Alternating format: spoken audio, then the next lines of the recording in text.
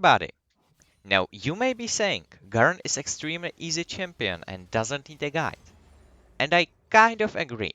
But I think that he still has a potential in many elos, and that I may be able to tell you something that can change your point of view on this beautiful Demacia favorite man.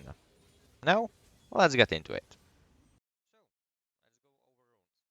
First off, 90% of the time you want to go Conqueror, with only exception being extremely weak, short champions that are going to scale. For example, Kale, where you want to go for grasp, so you can go for those short grades and basically wear her down before she can do any real damage, and then kill her over and over. But apart from that, you want to go Conqueror, since it's best rune for Garen. Currently, your E triggers it extremely fast. Basically, on cast of E, you should get it. And the sustain from Conqueror is incredible. Then you want to go for Triumph, since the rest of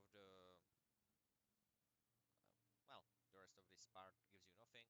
You don't have any mana, and as well you don't build so much of an uh, lifesteal. So Triumph is best. Again, as before, Legend Tenacity. Don't use Bloodline, and even though you will build some attack speed, it's not your main niche. So you will go for tenacity so you can get to your opponents, because that's the biggest problem of Garen, getting to the opponent.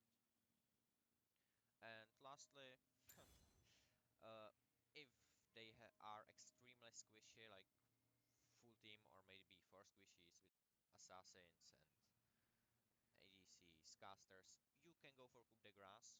It will possibly help you to finish them off with your ultimate from those 40%.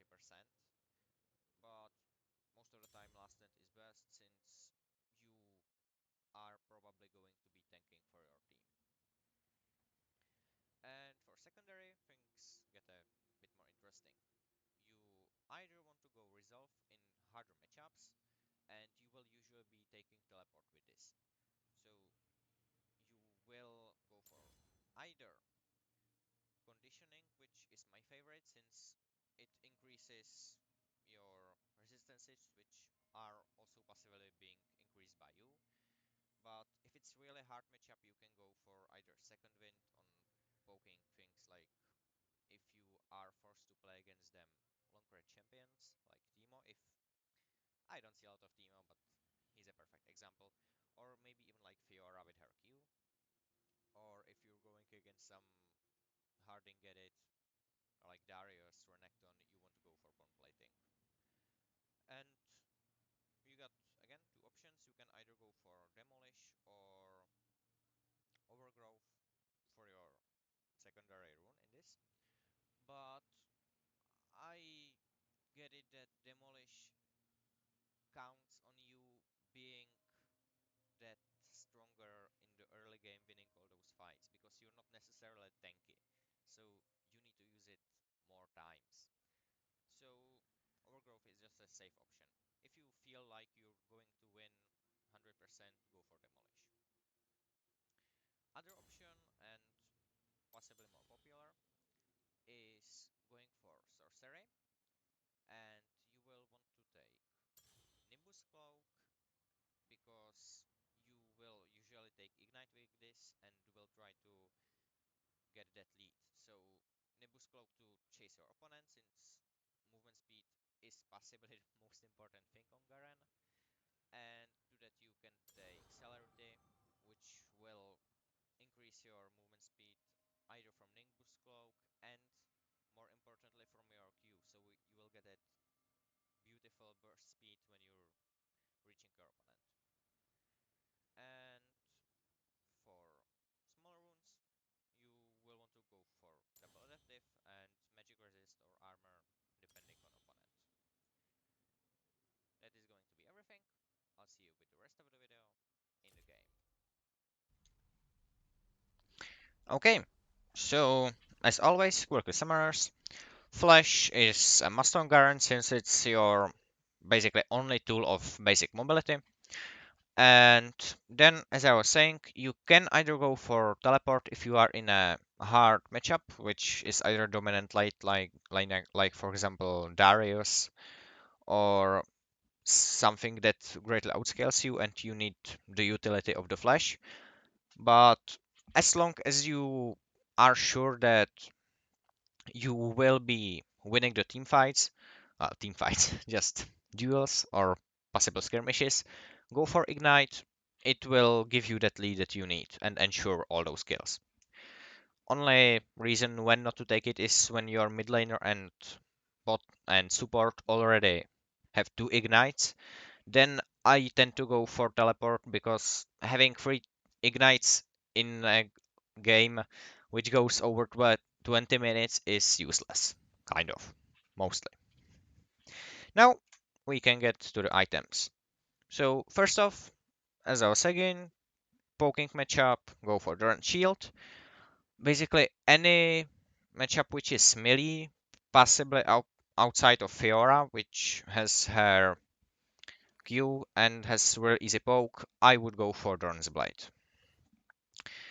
Once you got this, and you probably want to try building your, well, it depends. Usually, if you happen to get a kill on possibly level 4, 5, which should be the best option, you will want to go Berserker Greaves as your first item. Because with all that attack speed, which by the way works with your E, means that you will have so much power in dueling, and also having upgraded boots on Garen means that you will be able to stick to your enemies. So if you end up returning with 1000 more than 1100 gold, go for Berserker Greaves. Otherwise, after that, you want to quickly start building your Stridebreaker, which is a mythic item that you will have every time on Garen. It gives you health, it gives you attack speed, damage, haste, and most importantly, it gives you dash and movement speed. You will usually tend to go for Hardbound X first. That means that if you happen to return with less than gold for the boots, you will go for these two items and then possibly finish the X. If you already got your boots, I recommend going for Iron Spike for that additional damage on its active. Once that's done, you Hardbound, Kindle Heart, and then you go for Stridebreaker, which gives you ever so desired dash and also slow on enemies. Another thing to mention is that, oh, I'll talk about it in the abilities. Basically, this is the best item and you run it every time. There's no reason not to. Now, the items can differ a lot. Usually, I would recommend going for Sterox every game because the shield and health it grants you is enormous and it can turn around fights from you dying to you killing three enemies. It's just extremely good item for Garen. So again, I would also run this almost every time. Now, if you are in a AP matchup, I would probably recommend going for Spirit Visage next, which should work pretty well for Garen, since it will increase your passive healing, so you will get up faster, but you usually want to run it for that magic resist, and also you will get another busty number of health. So against AP, go for Spirit Visage, and then possibly you can go for Selromir Dawn, which will increase your chance in team fighting since with its active you will possibly have two abilities which gets you out of CC. So I would usually go for this item only when you're going against something like Malzahar with his ult, since this can remove the silence. But apart from that, you usually will want to go for your beautiful item, which I can't find. And that item is going to be Deadman's Plate, which gives you that burst damage a little bit. Again, you got it mostly for the movement speed. So don't run this into AP matchup since, yeah, it gives you some health, but the armor is a bit too costly on this item to not utilize it. So into AP, I usually don't run Deadman's Plate. When there's at least two AD champions, I always go for it since it works well with Garen, and when you activate your Q, you will just run at them really fast. And again, that's kind of the point of this item. Also, if you are having that extremely good spike, you get 2 free kills possibly without dying, you can go, and this is an item which you want to go right after you get Strikebreaker, because it's very cheap. You can go for Stormrazor. Reason is that Stormrazor is extremely cheap according to uh, in comparison to rest of your items, and it has that slow which will grant you a really good value. So you can save your Strikebreaker for a second later. You just run them with Q, hit them with passive, unique passive of Stormrazor, and then you have one more slow and a dash. So if you're ahead, definitely go for this item. It will be worth it. You can start split pushing really easily. But back to the more standard stuff. You will usually want to build Black Cleaver mostly into tanks. This item is not good if enemies don't have uh, so much uh, shielding and armor, but I kind of like it. So you can go for it, but usually just go it into tanky matchups. What I will recommend is the Spirit Visage, probably even more, since it does have that high amount of health, and nowadays there's at least one AP champion on every team. And lastly, I usually recommend going for anti-heal items since, in my opinion, having anti-heal is extremely useful these days on against almost every team comp.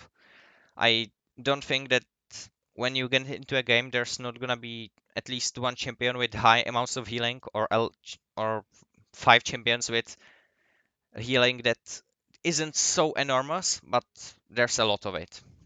So if you're going against really long range matchups, like usually you can get Wayne top and some ADC, you can go for Thornmail, which will deal them damage even when you're far away.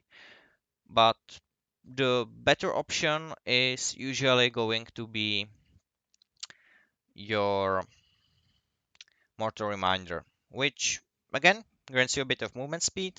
The critical strike is kind of underused in this build because you have 20% chance, possibly 40 if you are building Stormrazor, but it still is item that gives you grievous wounds and grants you attack speed and attack damage, so this is, in my opinion, quite a nice build. If, however, you wouldn't want to build a complete anti-heal champion, you can also go and instead buy, and this may not sound very smart at start, but Gargoyle Snowblade. First off, the shield is enormous. It also grants you all that pretty bonus resistances. So this into a standard build would be really cool. And as to mention, if you are into a really AP heavy, you will probably replace. Oh, Nice. You will probably replace these items with Selmore, and then you will want to go for Force of Nature, which again, it's a highest magic resist base item, at least I believe it is. Grants you movement speed and also additional movement speed whenever you get hit. So this is extremely AP heavy comps. Otherwise, I would just recommend going for this build most of the time, where this can be replaced by,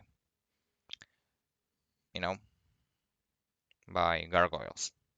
And that is going to be everything for items. Let's go to the easiest part of my videos ever, which is explaining abilities. So, Garen.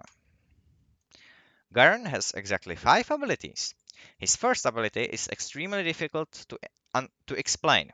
It is passive, which means that every time Garen is out of fight, he will, for more than 5 seconds, he will start healing percentage of his maximum health. It basically is like a really discounted Warmogs, meaning that you can possibly stay in lane forever because you don't have any mana. So as long as you feel like it, you can be there. Also, this is the reason why you don't do so much into poke matchups, because they can easily remove the healing from you. But usually you will just want to run at them, deal a short burst of damage with your Q and E, run away, wait for your heal to run up, do it 3 times, and then you can easily kill them.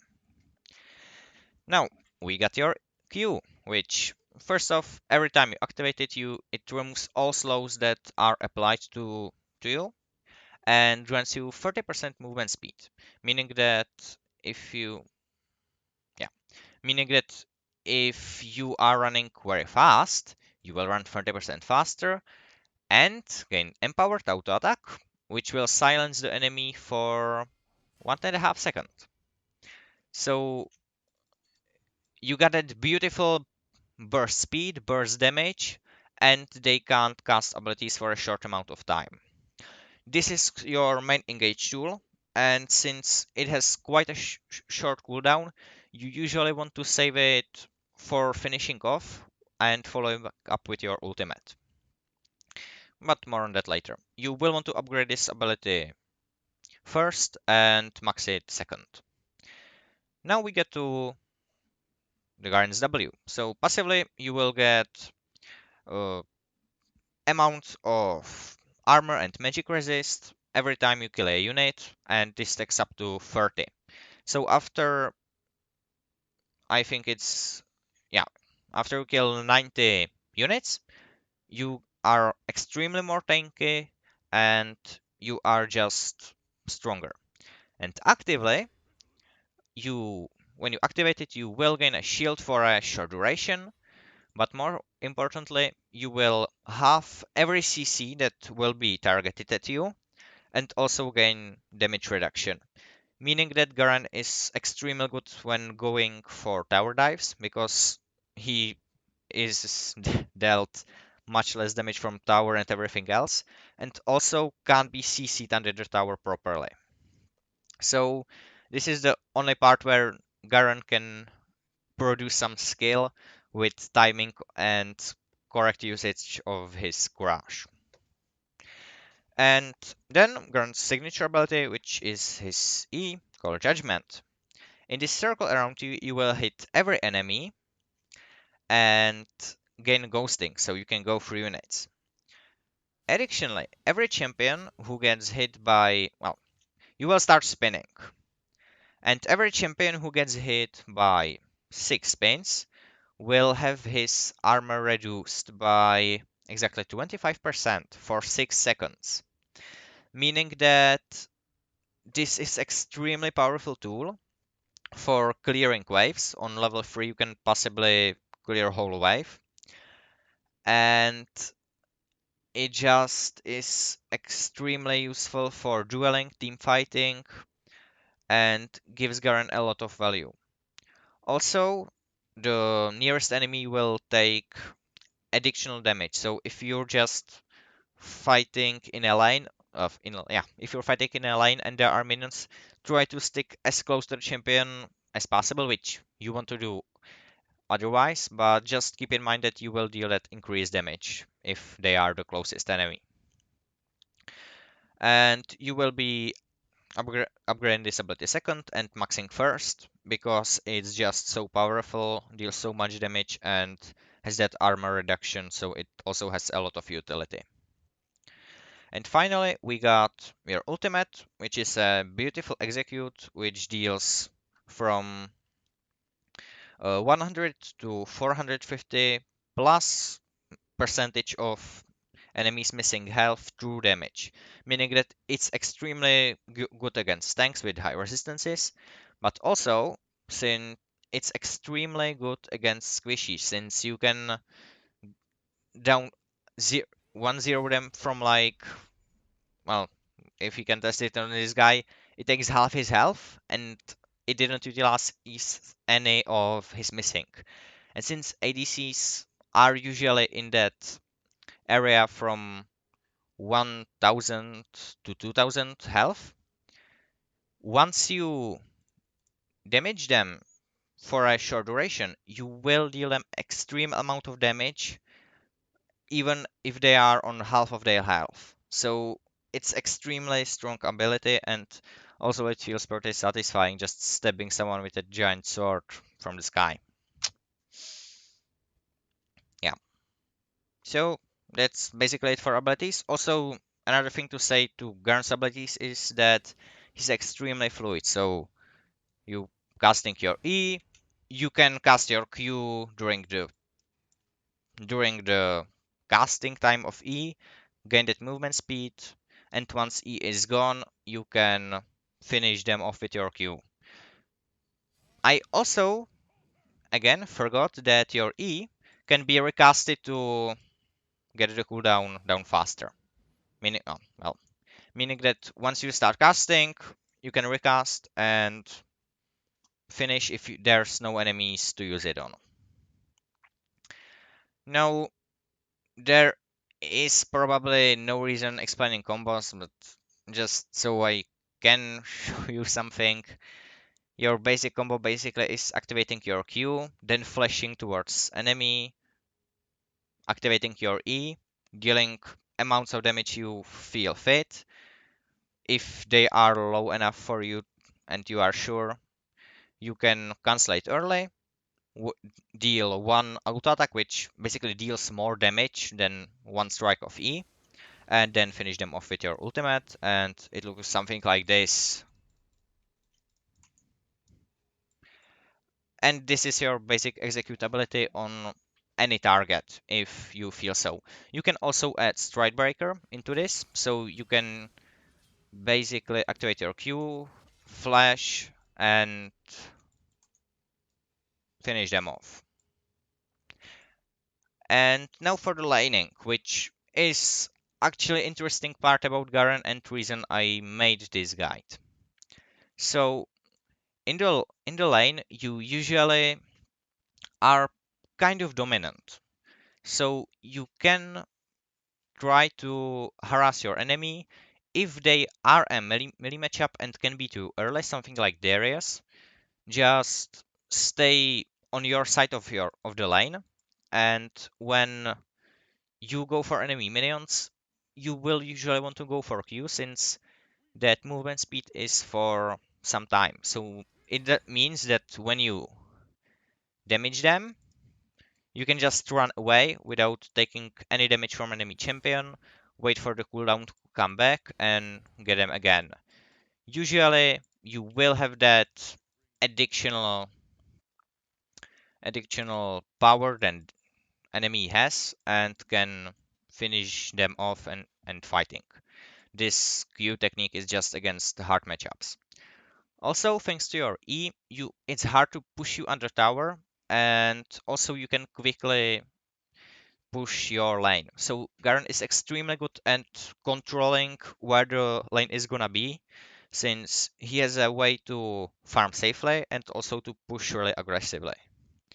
Meaning that if you are trying to make your laning go better and controlling your wave, you usually can go with Garen since he is extremely easy to practice this with. And also, yeah, your Q is an auto attack reset, so you can use it in fights, quickly push on towers, and other cool things.